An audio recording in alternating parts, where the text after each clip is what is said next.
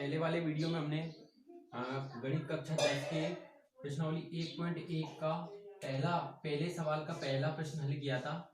इस वीडियो में हम प्रश्नावली 1.1 का पहले का दूसरा सवाल हल करेंगे और हमारे पास प्रश्न था, इसमें हमें यूक्लिड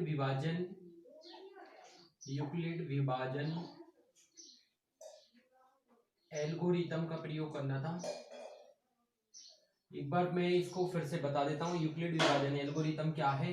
तो इसमें हमारे पास यूक्लिड विभाजन की जो पहले नंबर फर्स्ट है, इसमें हमारे पास लिखा हुआ है कि ए और बी ऐसे धनात्मक पूर्णांक जिनमें ए और बी के अंदर यानी कि क्यू और आर अनेक ऐसी पूर्णांक संख्याएं विद्यमान रहती है, और हमारे पास सूत्र बना था ए बराबर बी क्यू प्लस आर, और यहाँ पर जीरो या तो आर के बराबर है या आर उससे जीरो से बड़ा रहेगा, साथ के साथ आर से बड़ा रहेगा हमारे पास बी। इसको हमें समझना था।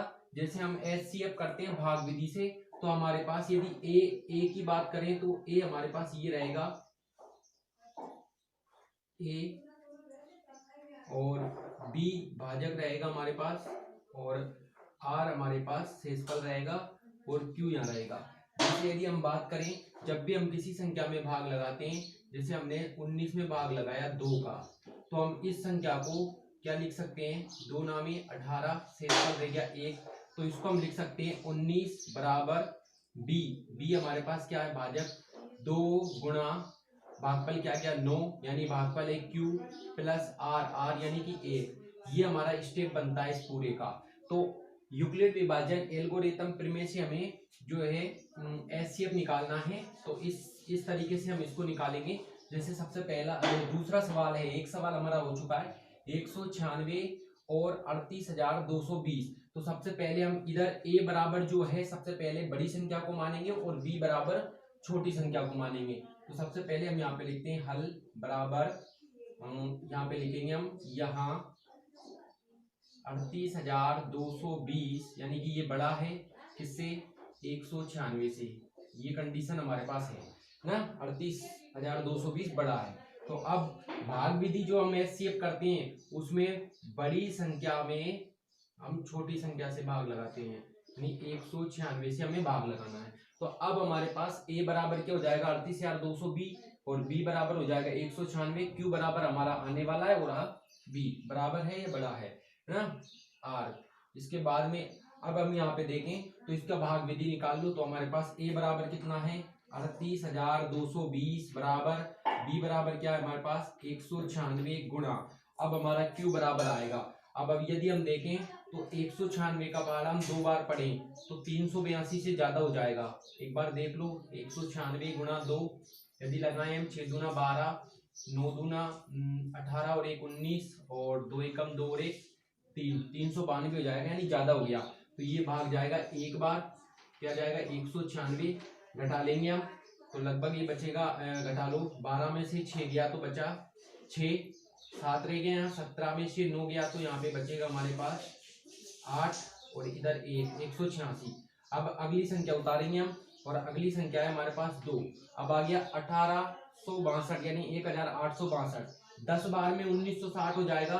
तो हम इसको 9 बार लगा के देखते हैं, 9 बार में देखते हैं क्या आता है, 9 छक्के 54 हासिल 5, 9 नाम 81 और 5 86 हासिल 8, 9 एकम 9 और 8 1764। तो 9 बार में आ जाएगा हमारे पास 1764। एक बार फिर घटाएंगे, 12 में से 4 जाएगा तो बचा 8, 15 में से 6 गया तो 9, और इधर हमारे पास कुछ बचेगा नहीं क्योंकि ये किधर ले लिया, अगला संख्या उतारा हमने 0, 980 हो गया। अब हम देखते हैं किससे, 5 से भाग लगाएंगे तो 1900 का आधा हो जाएगा लगभग, तो हम 6 का लगा के देखते हैं, छकना का 36 और चकना 36, 6 नाम हासिल 3, 6 नाम 54 और 3 57 हासिल 5, 6 कम 6 और 5 11 नहीं आया, 5 में आ जाएगा, 5 में 1960 का आधा होता है कितना 980, तो ये हो जाएगा, यानी शेषफल आ गया हमारे पास r बराबर 0। तो अब देखें तो q बराबर कितना है हमारे पास 195 प्लस आर बराबर कितना आया 0। यहाँ पे क्या आर बराबर 0 आ गया, यानी आर बराबर 0 नहीं आता है तो इसी विधि को भाग विधि को हम आगे लेके जाएंगे फिर, तो यहीं पे आ गया तो हमारा यही उत्तर हो जाएगा। जो उत्तर क्या होगा, जिससे भाग जाता है उसी को हम एचसीएफ का उत्तर मानते हैं भाग विधि से। तो हम यहाँ पे लिखेंगे अतः 196 भाजक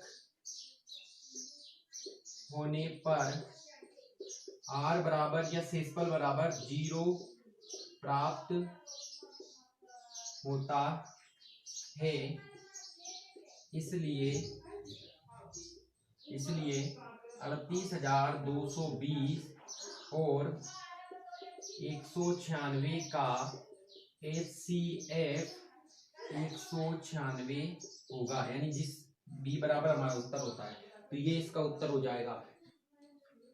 प्रश्न क्रमांक 2 के हो जाने के बाद में अब हमारे बोर्ड पे प्रश्न क्रमांक 3 है, और प्रश्न क्रमांक 3 2 की तरह हम हल करेंगे। यूक्लिड विभाजन एल्गोरिथम से एचसीएफ निकालना है। हमारे पास दो संख्याएं हैं 867 और 255। तो हमारा पहला स्टेप रहेगा, बड़ी वाली को पहले लिखे, हालांकि पहले से है तो लिख लो फिर भी, 867 बड़ा है 255 है, ये वाली कंडीशन हमें दिखाई दे रही है ना। फिर वही लिखना है यूक्लिड विभाजन एल्गोरिथम से, इसका सूत्र लिख देना है बी बराबर बी क्यू प्लस आर, जहां पर 0 से या तो आर बड़ा होगा या बराबर होगा और आर से बड़ा होगा बी। अब हमारे पास यहाँ पे लिखा था ये पूरी स्टेप जो ये लिखी है 38 से, यहाँ से हम पूरी स्टेप को नया बनाएंगे। अब यहाँ पे देखें हम, तो देखो हमारे पास पहले जो था आर बराबर जो था सारा दे हमने एक ही स्टेप में आ गया था।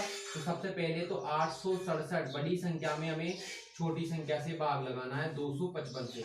अब 255 से भाग लगाएंगे तो हमारे पास आर बराबर आ गया 867 बराबर बी बराबर कितना हो गया 255 प्लस क्यू यानी भाग पर लेके आना है हमें, तो इसका भाग लगाए हम 3 बार में देखें तो 255 गुणा 3, 5 15 हासिल 1, 5 15 और 1 16, 3 दूना 6 और 1 7, 4 बार में देख लेते हैं, 4 पंजा 20 हासिल 2, 4 पंजे 20 और 2 22, 4 दूना 8 और 1 9, ज्यादा हो जाएगा तो 2 बार में आ जाएगा। ये 2 बार में हमारे पास आ गया 765, घटा लेते हैं इसको, क्या बचा 2 और यहाँ पे बचा 0, यहाँ बचा 1, यानी 102 शेष रह गया।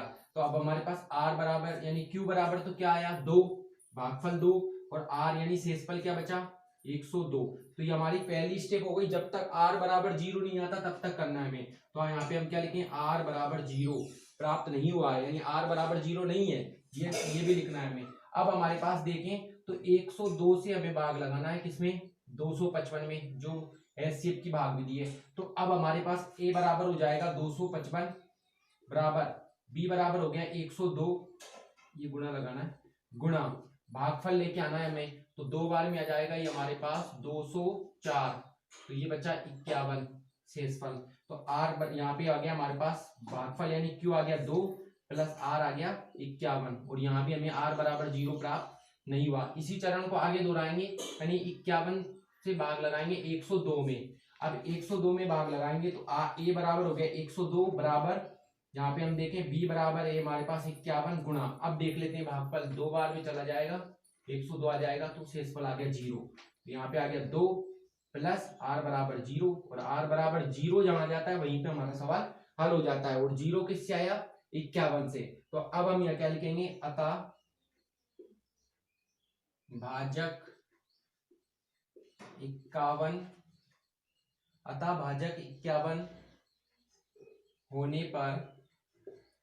होने पर आर बराबर या शेषफल बराबर 0 प्राप्त होता है, अतः या इसलिए संख्या है हमारे पास 867 और 255 का HCF 51 होगा। ये हमारा सवाल नंबर पहले का तीसरा हो गया। इसके बाद में हम सवाल नंबर 2 करेंगे प्रश्नावली 1.1 का।